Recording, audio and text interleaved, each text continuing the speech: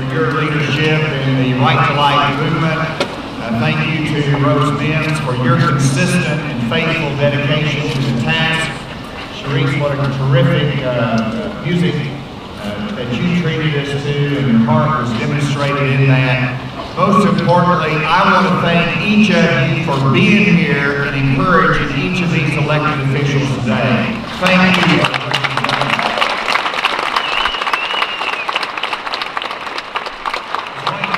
5 days ago, I was sworn in as the 46th governor of Arkansas.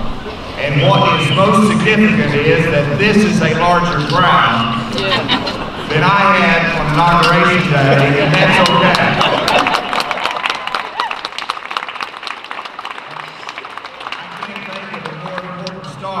Than as governor to express my support for the issues of life, pro-life, and to be here today to express unity with you in this effort.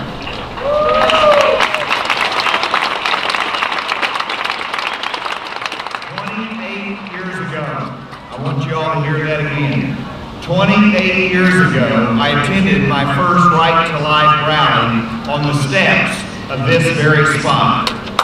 I spoke on the importance of protecting innocent life. I was present as a newcomer to politics. I was a novice, so I did not know that a serious candidate was not supposed to attend such a controversial type rally. At that moment, 28 years ago, there were no other statewide candidates present. There certainly were not any other statewide office holders present. There were no congressmen, there was no governor, there was no U.S. senator, and only a smattering of elected officials 28 years ago. Today, it is different. We have our congressmen here. We have our state officials, and by the way, the first time I understand that a sitting attorney general has attended this rally.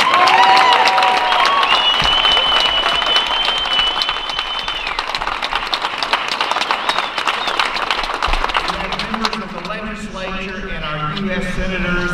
Ladies and gentlemen, times have changed, not just in Arkansas, but across this nation, and they have changed because of your efforts, your consistent efforts every year in being here and holding up the flag and saying you're pro-life and saying Roe versus Wade needs to be reversed.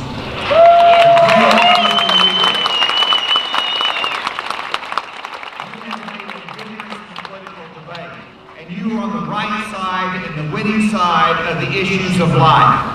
You have changed public attitudes, as Senator Cotton has said. You have witnessed the improvements of science and technology in the saving of lives, and your constant advocacy for the unborn has made a difference in our country. And while I am honored to speak here today, I yearn for the day when speeches like this and marches like this are no longer necessary. I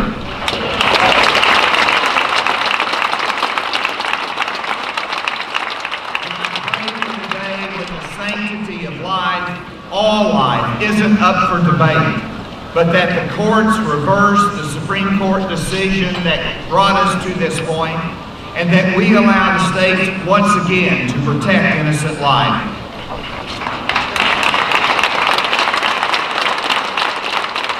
Here today because the right to life is the most basic human right of all. Without the right to life, no other rights have any meaning.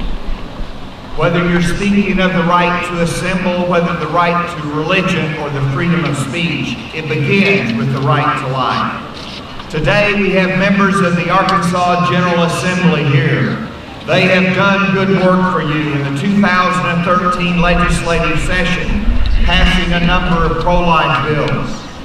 And this year, as again in 2015, there will be additional pro-life legislation that is expected. I want to compliment Senator Missy Irvin and Representative Julie Mayberry, who have co-sponsored in their respective houses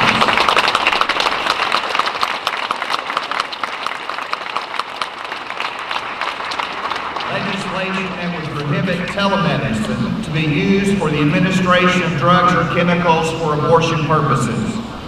And as governor, let me tell you, I support telemedicine, but this is not the right application, and it should be prohibited. As governor, I will sign those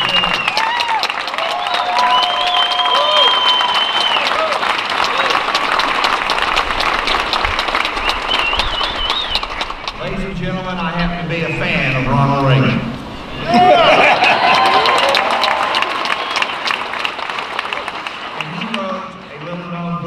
President. It was called Abortion and the Conscience of the Nation. It is the only book written on the issue of abortion by a sitting U.S. president. And in that book, he talked about how abortion impacts two lives, the life of the mother and the life of the unborn child. And while President Reagan was right, we're actually talking about many lives. After all, who knows how many lives that unborn child would touch, would change, would improve. And why would we as a society ever want to take the chance of missing out on the talents and the intellect of any unique individual?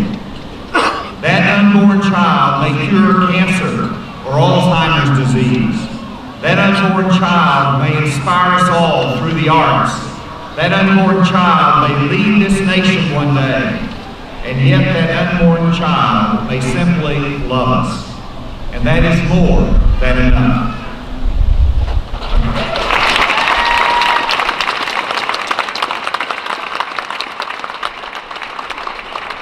A couple of years ago, just seconds before she was born, a little girl named Neva reached out while she was still in the womb